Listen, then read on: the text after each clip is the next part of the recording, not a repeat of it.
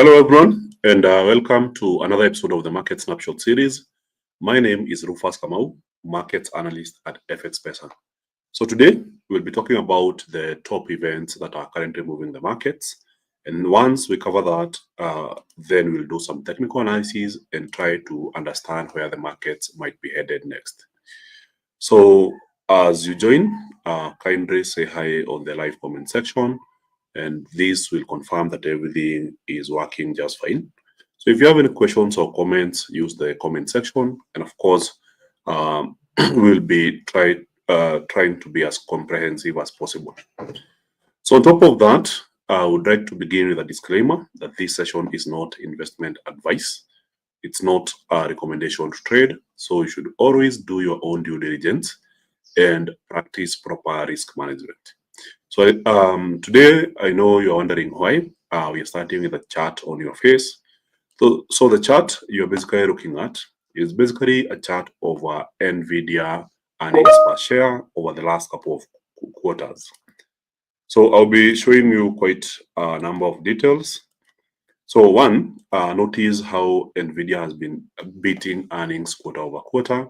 So here we saw an earning per share of $0.42, and this has only been increasing to 0.5, 0.6, 0.7, 0.79, 0.85, 0.95, and as per last night, there was 1.08 earnings per share. So this was a very much expected result in the market, but still it was a surprise in the market, with Nvidia being one of the best performing companies in the market right now. So it tends to have a very strong weight in US top equity indices. So if you look at the Nasdaq, the SP 500, the Dow Jones, it has quite some weight and is very influential in the direction of the indices. So yesterday, if you look at the performance, immediately after reporting earnings, the company basically made a strong rally. That is immediately before reporting earnings, it was up 3.67%. But then after announcing earnings, there was pre-market trading and it fell by 1.49%. So far, year to date, the company is not doing very well. It's still down 5.08%. Especially after the big sell-off that happened after the introduction of DeepSeek, the Chinese AI that beat other American counterparts. So as a result, there was a widespread panic that led to a very strong sell-off. You can see how it happened, but still, it's one very interesting stock that investors are looking to buy at a discount. So clearly, this is some good growth, and we expect the company to be trending in the markets today after yesterday's earnings. So one of the key highlights after the earnings yesterday, I'll be sharing the top here. So Nvidia sells $11 billion worth of next generation Blackwell AI chips in what was described as the fastest product ramp in our company's history. So these are products that were introduced late last year. They are currently the top chips in the market, and the fact that they were able to generate $11 billion worth of revenue within the last quarter of last year, then this creates a positive sentiment, and there's an expectation that the company will continue selling more. So the chip maker reported $39.3 billion worth of revenue, beating Wall Street's estimate of $38.2 billion. With data center revenue reaching $35.6 billion, ahead of the $34.1 billion expected, according to Bloomberg consensus estimates. Nvidia reported earnings per share of $0.89, more than the $0.84 expected. So the CEO, Jensen Huang, said in a separate statement, "We have successfully ramped up the massive scale production of Blackwell AI supercomputers, achieving billions of dollars in sales in its first quarter." The commentary dispelled fears of further Blackwell delays. Production of massive server racks using Nvidia's latest AI chips had been pushed back amid reports of overheating issues. and glitches which reportedly prompted Nvidia's top customers, which is Microsoft, Amazon, Google, and Meta, to cut orders of Blackwell products. So these four customers alone, known as hyperscalers, purchased an estimated 44 billion worth of Nvidia GPUs in the 2024 calendar year, according to D.A. Davidson analysis. So clearly you can see that the top clients for Nvidia are Microsoft, ByteDance, Tencent, Meta, Tesla, and XAI, Amazon, and Google. So these hyperscalers are in competition with each other in order to provide cloud infrastructure. And as a result, they are purchasing a record number of Nvidia chips, driving the strong growth. So today we'll be watching the stock grocery, and of course, if it does well, then we expect a net positive on the top US equity indices. So outside of that, we've had other news. So yesterday was still a big sell-off market after the surprise sales that we saw on Tuesday. Everything was going down, ranging from Bitcoin. We saw top US equity indices going down, top European equity indices also going down. The dollar index was going down, gold, silver was going down, including oil. So this led to a widespread market reaction where most of these assets kept going down. So some of them made some recovery yesterday, whereas others continued with a bearish momentum. Case in point, gold continued with a strong bearish momentum, whereas stock market indices showed some form of resilience before later on selling off. So stocks decline after Nvidia, European futures drop, markets up. So Bitcoin ETF saw the biggest one-day exodus since debut. Traders yanked $1 billion from the cohort as coin's price declined. So we saw Bitcoin dropping far downwards to around $85,000 per Bitcoin. So European equity index futures are pointing to a weak start as investors pass the latest tariff announcements from US President Donald Trump after earnings from Nvidia Corp failed to impress. So the Eurostoxx 50 contract declined as much as 0.9% after Trump said that his administration would impose tariffs of 25% on the European Union, and with key focus on reciprocal tariffs. So the president also said that previously announced levies on Mexico and Canada would come into force on April 2. So we know that they were supposed to come on at March 4th. So we expected that 25% tariffs on Mexico and Canada would be slapped on the 4th of March. But then they were pushed a month down the line. So now we are looking at April 2 as the next date. So Asian equities fell at the same time. So Trump's comments were at times contradictory and sowed confusion on the tariffs on US neighbors were to take effect from next month. Nvidia shares fell in after-hours trading as the chipmaker delivered good but not great quarterly numbers, leaving investors who have become accustomed to blowout results disappointed. So it's just a relief that nothing went wrong, but not a sustainable push higher that the market needed from Nvidia, said Sharu Shanana. This is the chief investment strategist at Saxo Markets.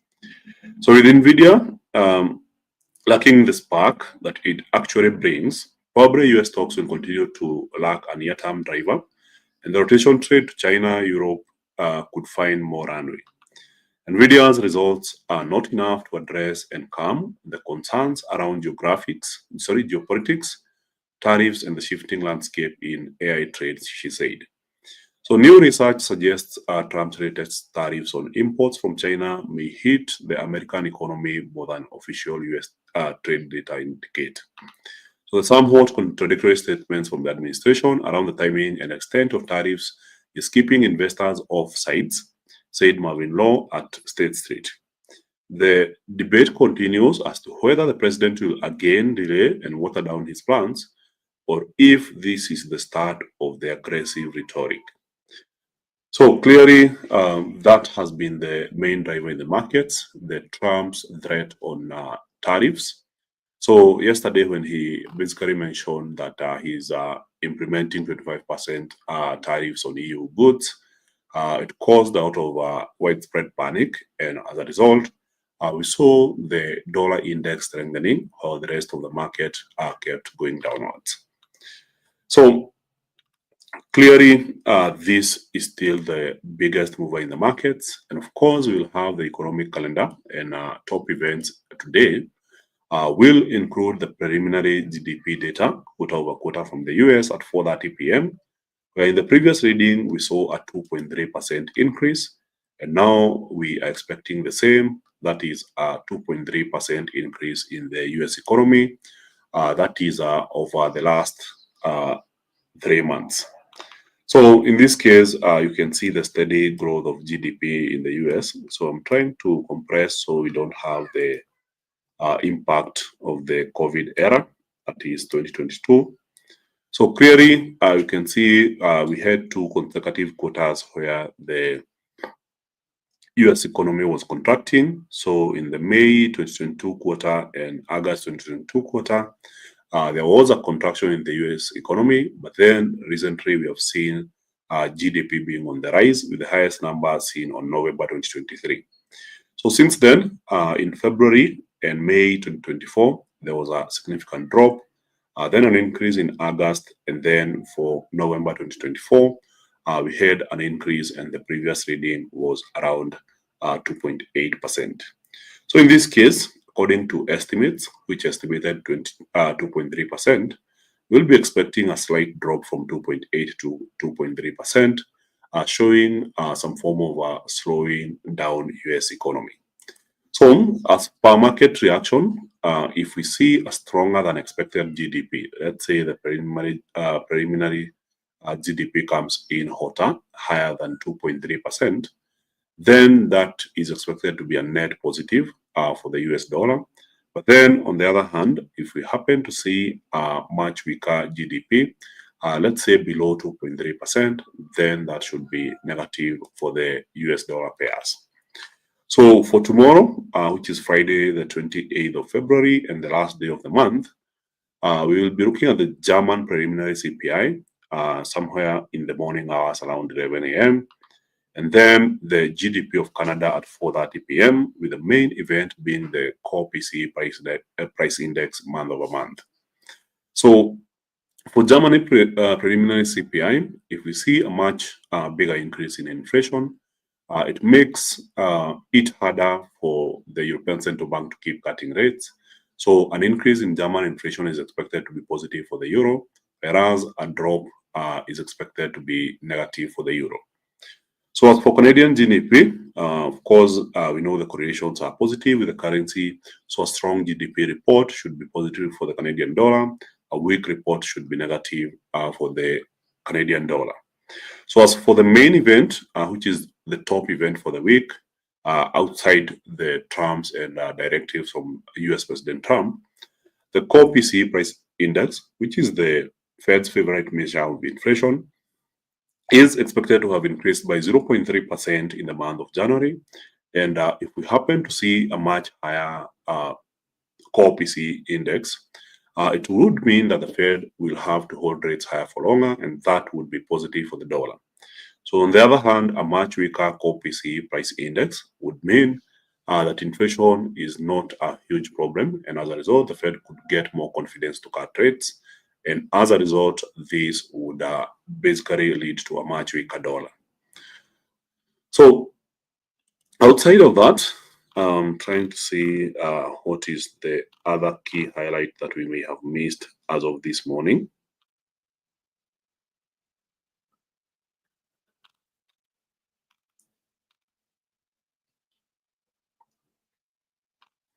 So somehow I can't find one. I think we have pretty much covered everything.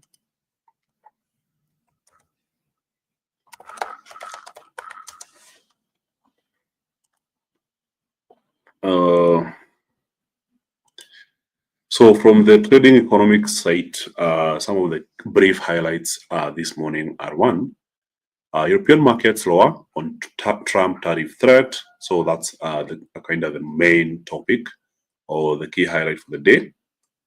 Then Spain inflation rate hits 8-month high of 3% as expected. France producer inflation slows to 0.7%. Turkish economic morale weakens in February. Finnish consumer morale worsens to 9-month low. Dutch business morale improves in February, and Australia private capex capital expenditure unexpectedly drops in the fourth quarter of last year. So clearly not a major headline. So it's only the one headline that matters here. European markets lower on Trump tariff threat. So now, as we head into some technical analysis, I'll be trying to check the comment section and see if there's any questions I can address ahead of the live analysis.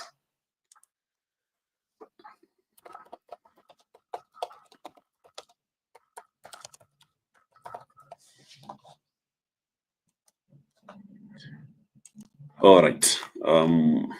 Morning, Ibzan Kipto, and shout out for being the first person to join and comment. Morning, Wangari Patrick. I can see Dennis Mauti, Nderi, Edwin FX, Margaret Para, Edwin FX, Clavijak, Yusufu, MBH. Thank you guys for joining. So there's questions on yen pairs. We'll be checking on that. So somebody is asking about Swiss franc against the yen, pound yen, euro yen, and USD yen. Of course, good question from Wangari Patrick. Between preliminary GDP and unemployment claims, which one will impact the market more?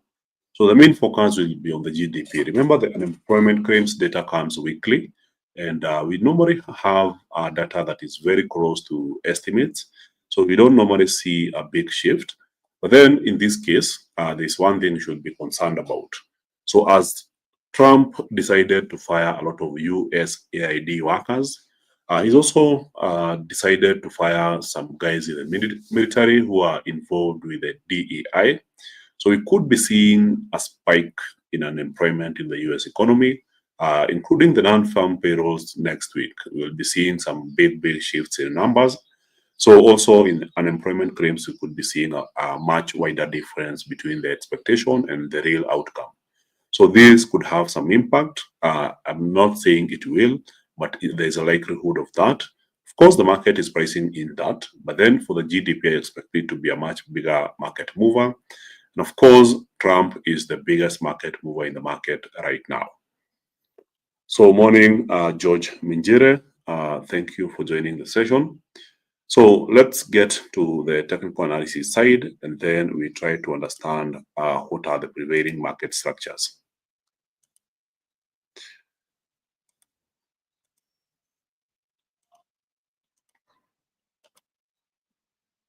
Awesome.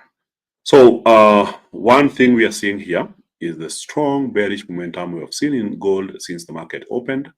So you can notice that this was yesterday's low. This was Tuesday's low, and gold has just broken below those two sections. So we know that gold was consolidating here yesterday before eventually breaking down, pulled back up, and then after midnight continued moving downwards. So today it's a pretty easy trade. It's already pushing faster than I expected. And now the next target is 2876.91 with a potential break lower to the previous low that we saw here, around 2863. So as per now, it seems more likely that we continue seeing the drop and potentially gold hitting this level of 2876.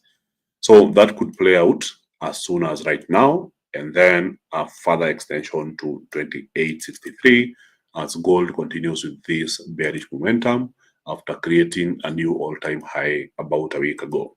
So this was the all-time high, a sharp drop. Yesterday was a bit mixed. Then today we are seeing a strong bearish momentum. So main reason we are seeing this happening, it's a market-wide kind of panic, a lot of profit taking going on, and of course bets that Russia and Ukraine could easily get into a deal, removing the necessity of holding onto safe haven bets. So as a result, we are seeing a strong bearish momentum, and we could be seeing some further downside momentum for the better part of the day. But of course, we know that gold always pulls back. So notice that the big sell-off that we saw on Tuesday, gold had more than 50% pullback. Big sell-off yesterday, more than 50% pullback. And today we are seeing a pretty strong bearish momentum. I believe it's over 1% of gold's value that has been erased. This is 1.28%. So at some point, you'll be expecting some profit taking and price reversing direction. So as for Brent oil, we saw a very strong bearish momentum. A key level support area was broken. Notice that over the last 3 weeks, this has been the main support area. So the market was clearly unable to break here, but then this week there has been a break and a continuation further downwards. So clearly, you can see that yesterday was an attempt to move further downwards.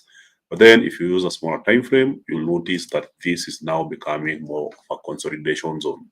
So we know that markets are always in a cycle of consolidation followed by impulse. So impulse is when the markets are moving in a unidirectional way. So this is an impulse move. But then this period here, we tend to label it as consolidation when the markets are literally just moving sideways. Nothing much is happening in such a market. So right now, I believe oil markets are in a consolidation after the big impulse that we saw on Tuesday. So we should be expecting the market to get out of consolidation and bring in some more impulse. So what we don't know whether it's a reversal or a continuation. So we'll be watching that closely to know whether the markets eventually bump and move higher or even make some further downwards momentum. So already signs on the 1 hour chart are indicating that momentum is coming back, but we'll be watching closely to see if this is a reasonable case to be going for a bullish position. So as per now, from the 15 minutes chart, this is how it looks like. So it doesn't seem at all like we have high momentum similar to what we saw on Tuesday. So US equity indices made a previous low, a higher high compared to the previous low. So if you look at the lowest price that we saw on the Nasdaq versus yesterday, here the market was unable to form lower lows, and now it's building a case for a reversal trade. So for the Nasdaq, given the strong positive earnings from Nvidia, there is a strong likelihood that we will be seeing the market wiping out yesterday's high and potentially forming a newer high. So as for now, we are seeing the Nasdaq making a strong push towards yesterday's high, and we could be seeing a potential break and a move higher, especially considering that we have already had quite a huge sell-off, and we expect some form of profit taking. So since the recent high about 2 weeks ago, Nasdaq dropped by 5.89%. Now we are seeing a very strong recovery. So it's the same thing for the US 30 or the Dow Jones. So clearly, even from the daily time frame, from the most recent all-time high, the index dropped by about 4%. Then now we are seeing signs of recovery or the market coming back up. Noting that in the sequence we have seen in the recent days, yes, we have had lower lows on the Dow Jones index, but also we have had high highs. So if you look at this sequence here, then we know that ultimately we are on a swing from the lower side towards the upper side. So we could be seeing the Dow Jones retesting yesterday's high. So as for the SP 500, clearly we are seeing the market now attempting to break towards the upper side. So remember what I said about impulse and consolidation zones. So clearly also this one seems to be some form of impulse coming back into the market after several consolidations. So notice how we had the big sell-off here on the SP 500, and now we are seeing the market bouncing. And of course, if you compare the most recent low, that is Tuesday versus yesterday, then we are seeing a market that is now forming higher lows, indicating signs of potential reversal. So Russell 2000 index was also consolidating for the last 2 days, and today there's a likelihood we could be seeing the market bouncing from these levels. So As for Bitcoin, we've had a big sell-off with a new low printed yesterday at around $82, $82,000 per Bitcoin. So as a result of that, we are seeing the market bouncing quite strongly this morning. So we could be seeing some form of strong recovery. Notice how we had a strong pin bar.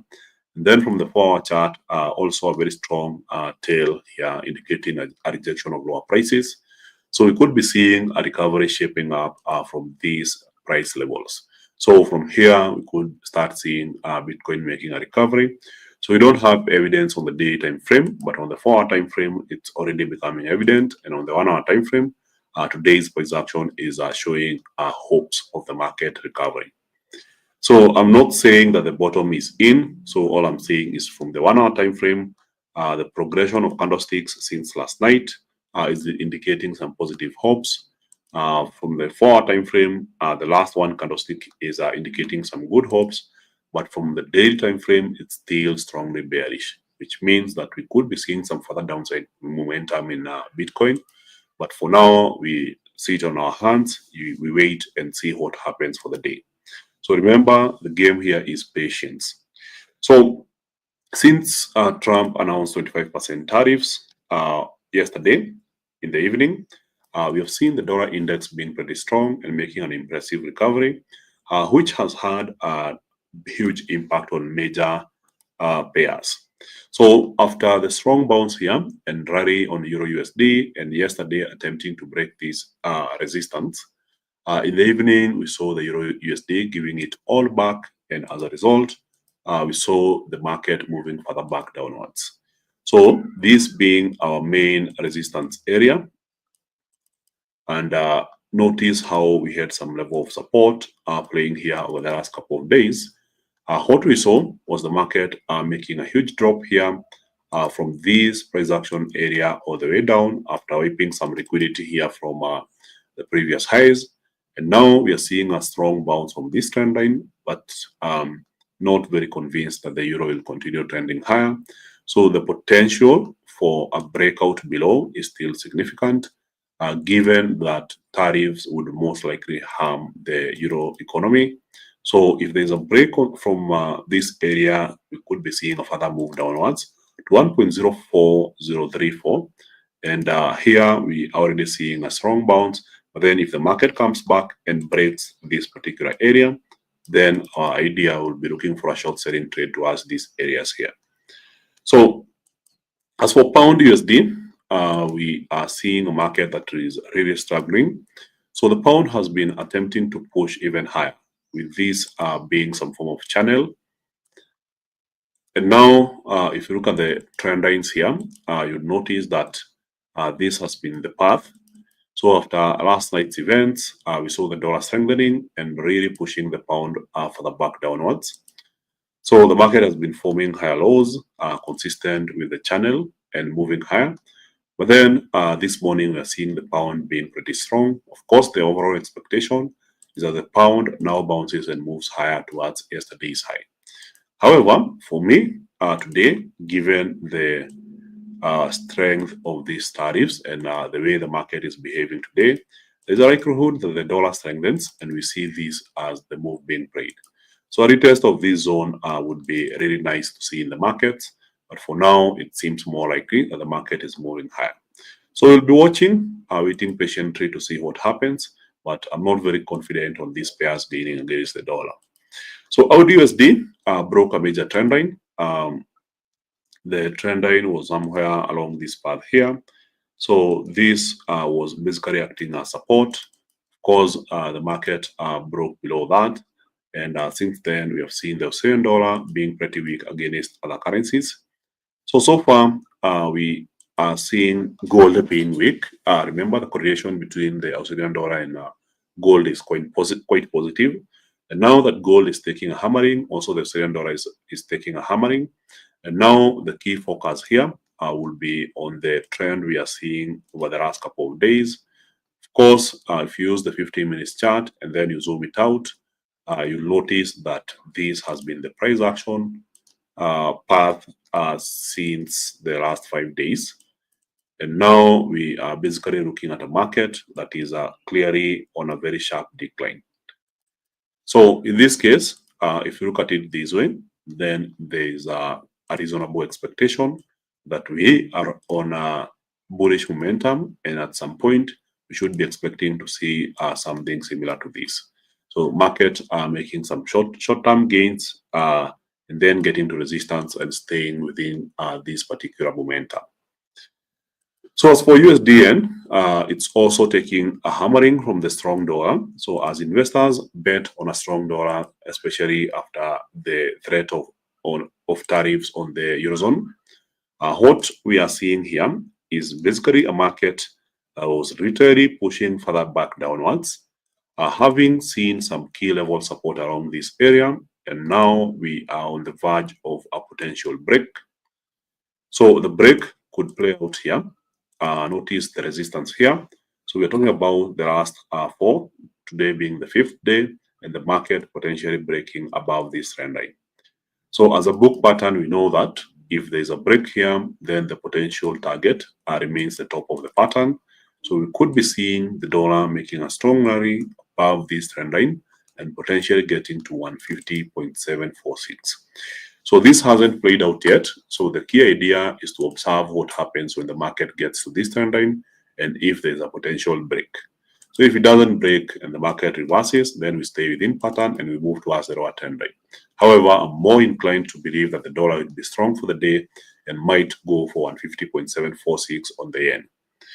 So the Nikkei 225 index bounced as we expected. So it got to the lower trend line, and now we have a swing trade where now we're expecting the Nikkei to bounce from this area as it did and move all the way up towards the upper trend line.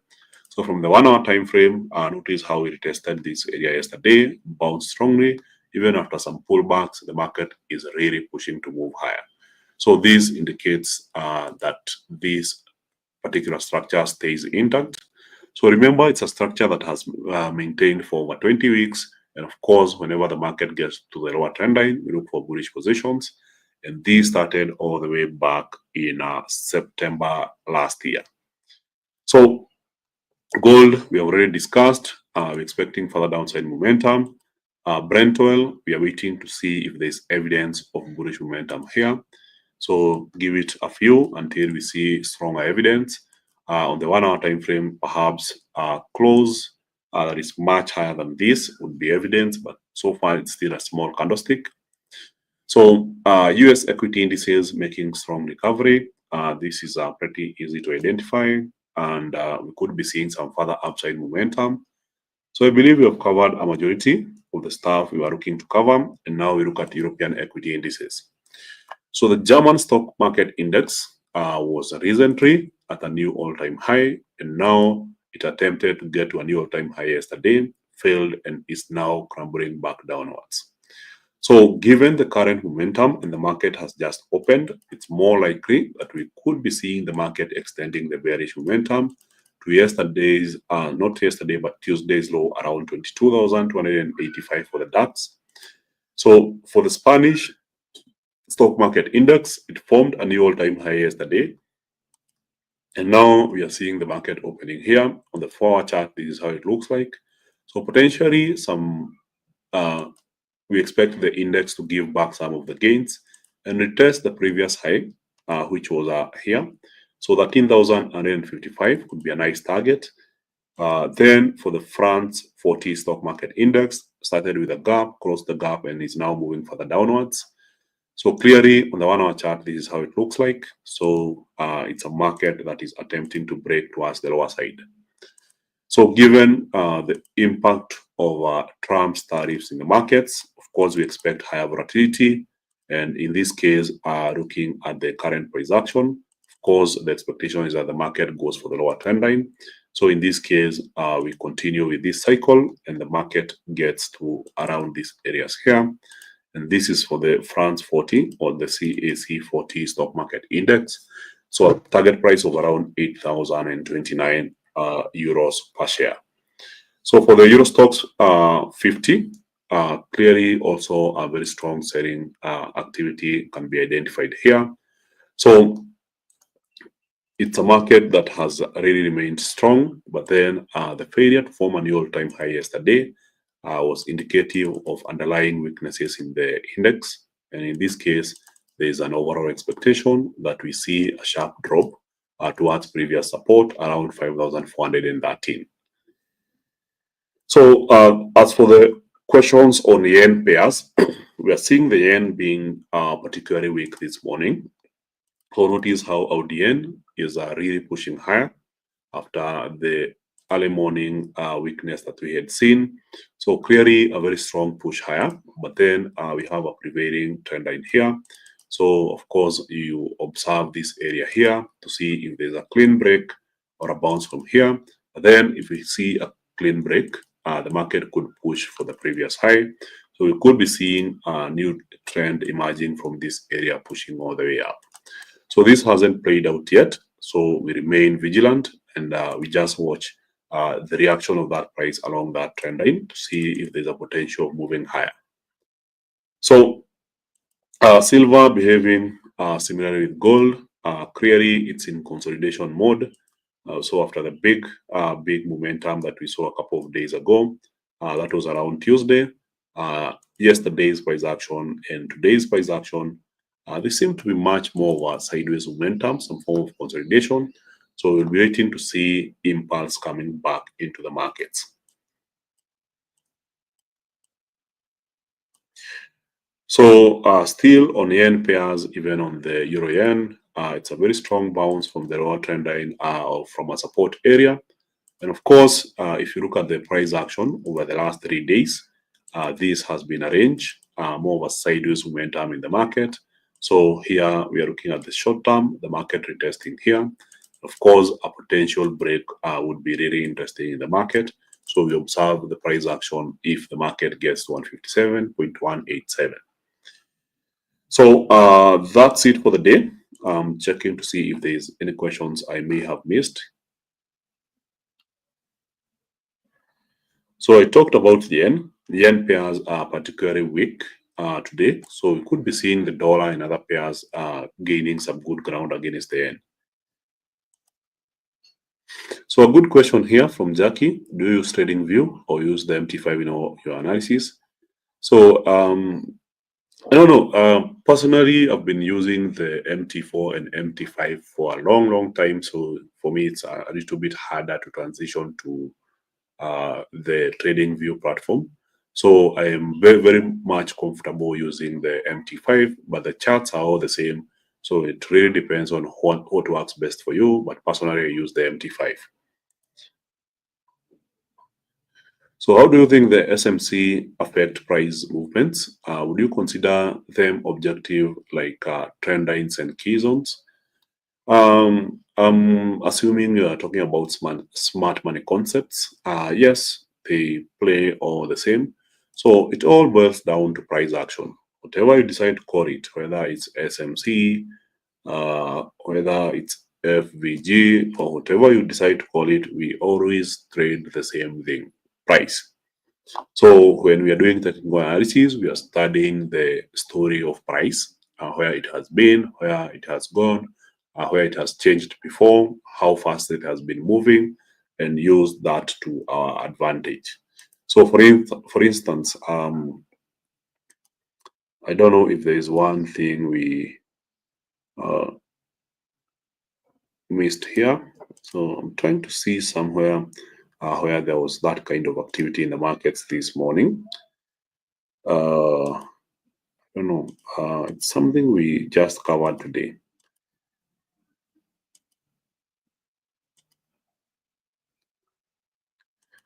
So smart money concepts, price action, whatever you call it, whether it's is it called ICP?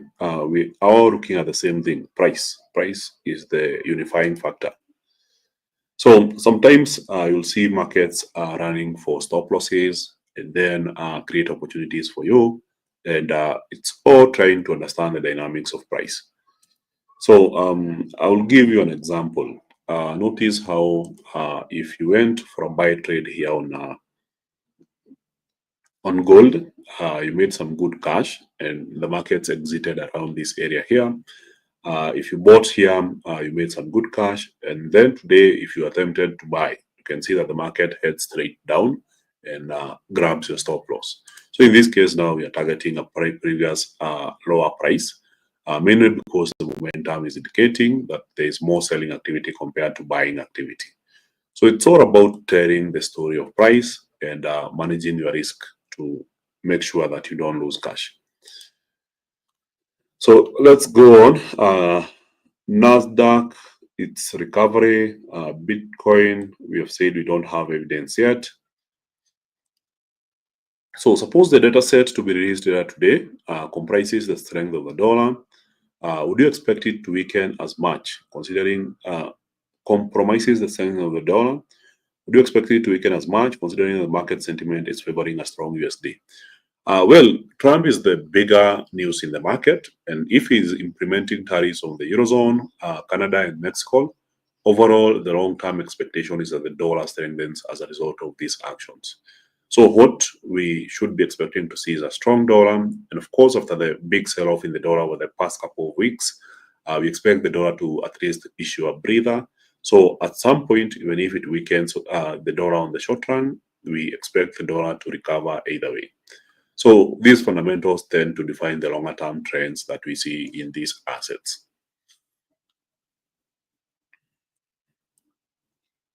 So hello, Lewis. There's a good question here. You look like a swing trader from the way you analyze. Well, I try to serve different types of traders in these sessions. So well, there's currently about 372 people listening live right now. You have different approaches in the market. You have different asset classes that you trade. So you'll notice that we'll move from indices, we go to commodities, we go to stocks, we go to major currency pairs. So different people trading different asset classes using different trading strategies. So I try to span through different approaches so that everyone there's something for everyone in the session.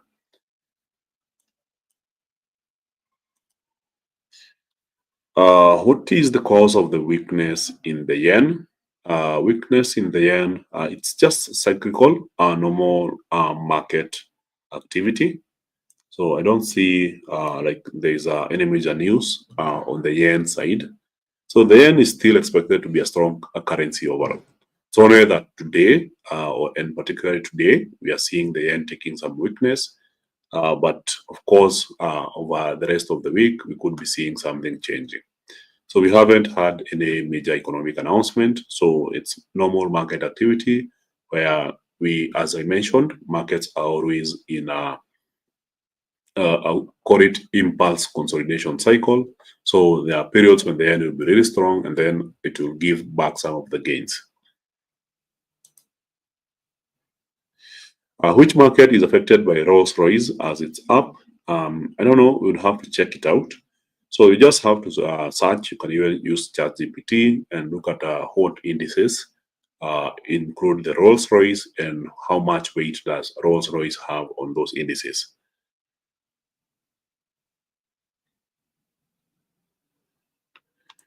So good question here. I believe we'll be answering this later. What is price footprints and how do you read them? So price footprints, it's just the same thing I mentioned as the story of price action. So of course, there is the issue of volume. Volume is very accurate because it's not a centralized market, especially Forex. So in this case, we try to understand the candlesticks and the various cycles. So I'll give you an example. We have the Nasdaq here. So if you use a really strong small time frame, you can see the kind of activity that has been happening in the markets since open. So after the market opened here with a small gap, you'll notice that it tended to play alongside this area here.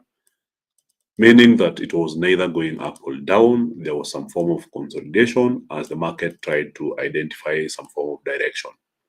So here we didn't have much of a price action or a direction until this played out here. And you can see the footprint where on a 5 minutes candlestick chart, if I remove the highlight here, you'd notice how the candlesticks with almost no tails got a 5 minutes markup on price, another 5 minutes, and the markups kept getting stronger and stronger, indicating that we are seeing buyers confidently getting into this trend. So since then, all we have seen is a strong directional movement in the Nasdaq. And as of unrise today, as we got into the end of the Asian session, as the banks in Japan were closing, some profit taking, and now we are seeing London taking the mantle and pushing the Nasdaq even higher. So there is that overall expectation that we continue seeing price moving higher out of a footprint that we identified earlier in the session. So there is more to it from analyzing the story of price to take a whole session to explain this. But hopefully we have had an enjoyable session. I hope everyone has a profitable day. So remember, if you don't have an account, register using the links in the description below. If you're watching this on X, remember to like and share the video, and you can visit the FX Pesa page for more market updates. And of course, from the FX Pesa page, you can click on the link on bio and register for a trading account. So if you're just beginning your learning journey, make sure to visit the FX Pesa YouTube channel and check out the Novice to Pro series to get yourself conversed with the trading skill. So understand candlesticks, charts, fundamentals, technicals, and everything you need to do to get yourself started. And of course, we have new episodes coming up on the Bullish Banter podcast, as well as the Financially Correct podcast. So thank you, everyone. Thank you for your time, and I hope to see you on the next session.